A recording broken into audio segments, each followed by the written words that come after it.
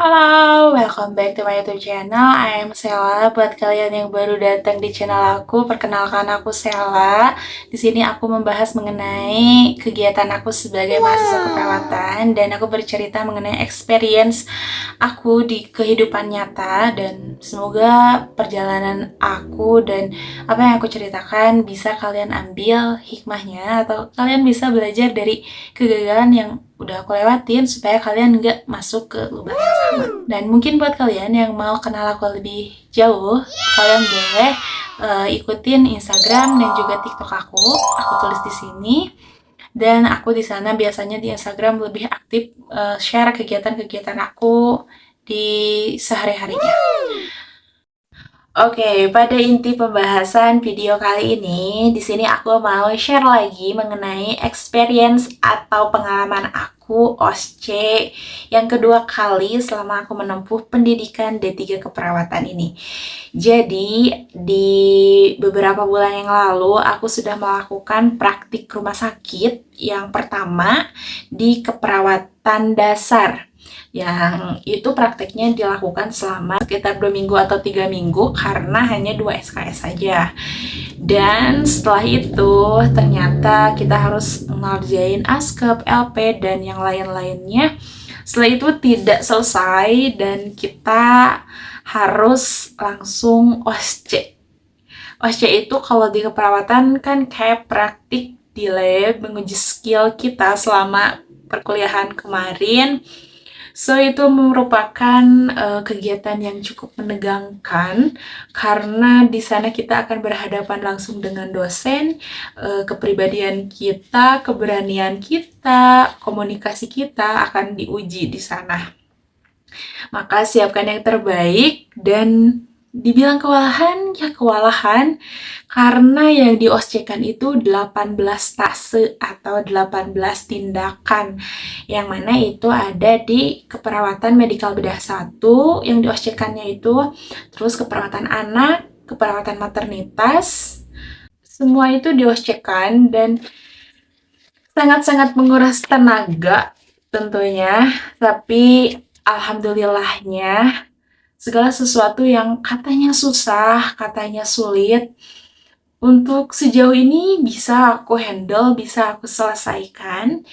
PKK aku dapat nilai A, dan OSCE pun untuk 2 kali OSCE ini aku dapat nilai yang cukup lumayan besar dan aku nggak pernah remed dan aku berharap aku nggak pernah remed sampai lulus D3 ini.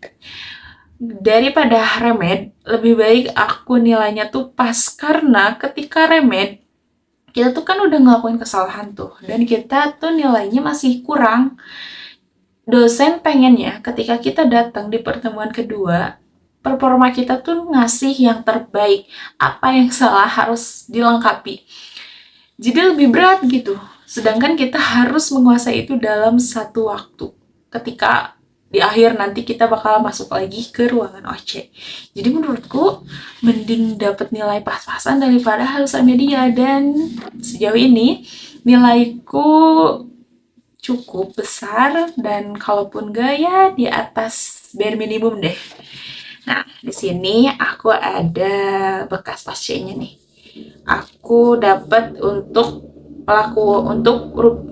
melakukan pemeriksaan memandikan bayi dan perawatan tali pusat itu nih di bawah 95.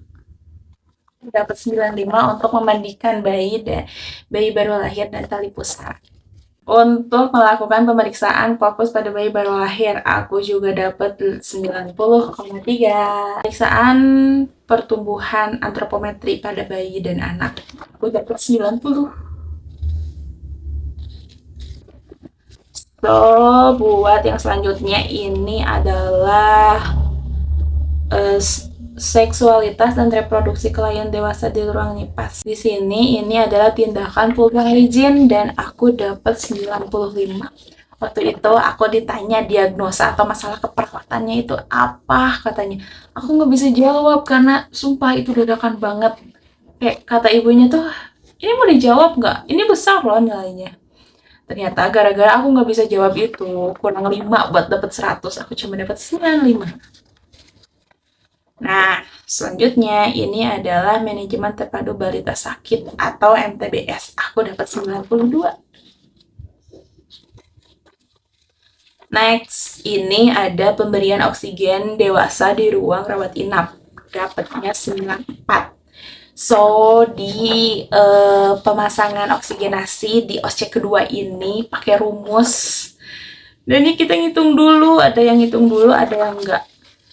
Tapi aku dapat 94. Nah, pesannya kalau misalkan kalian ngerjain itu dapat tindakan oksigenasi, kalian harus hafalin dulu macam-macam uh, alat oksigennya, berapa liternya, yang kayak gitu-gitunya tuh kalian harus hafal dulu karena ditanya kemarin juga.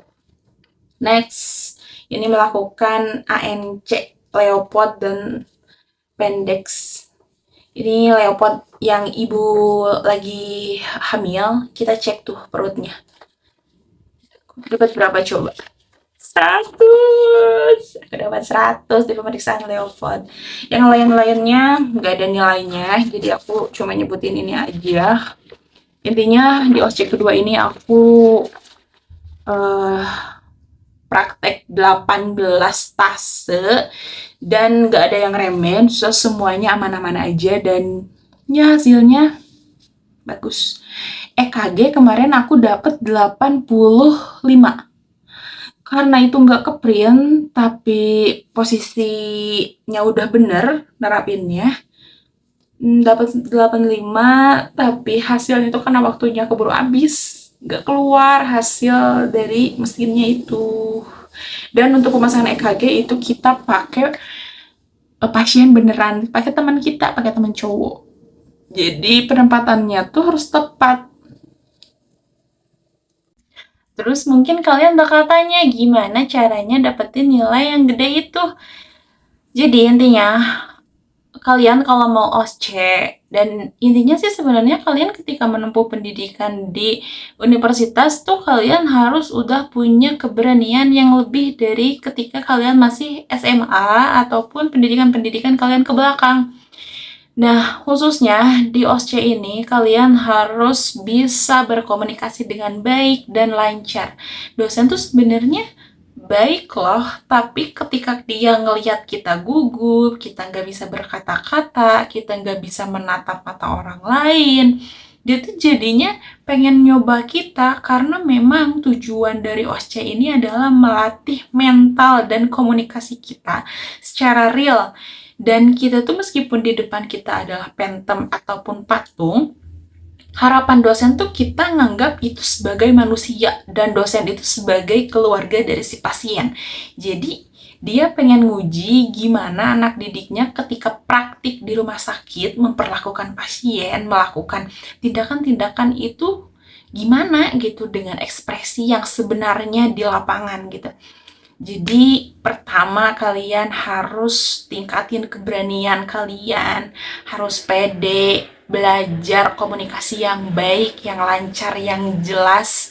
Terus kalian harus ngapalin rubriknya sesuai dengan rubrik penilaiannya.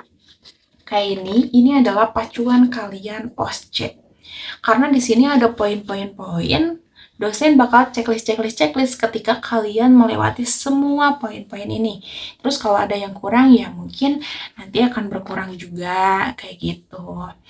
Terus jangan lupa cuci tangan, jangan lupa jaga privasi pasien, jangan lupa salam terapeutik, jangan lupa kontrak dengan pasien, jangan lupa tanyakan kembali bagaimana perasaan pasien, terus kontrak lagi di akhir tindakan, bereskan alat, bereskan barang, cuci tangan, dan kembalikan pasien di posisi semula jika tadi ada perubahan posisi. Dan kalian harus tersenyum, harus ramah, itu menjadi penilaian kesuksesan kalian di OSCE karena memang yang ditekankan di OSCE itu adalah keberanian kita ketika ya gimana sih kita realnya jadi pelayan kesehatan yang melayani orang yang sakit, budi kita, mata kita, senyuman kita, fokus kita semua diuji. Nah, kalau kalian udah bisa, kuncinya di sana, insya Allah kalian bisa menyelesaikan OSCE dengan baik.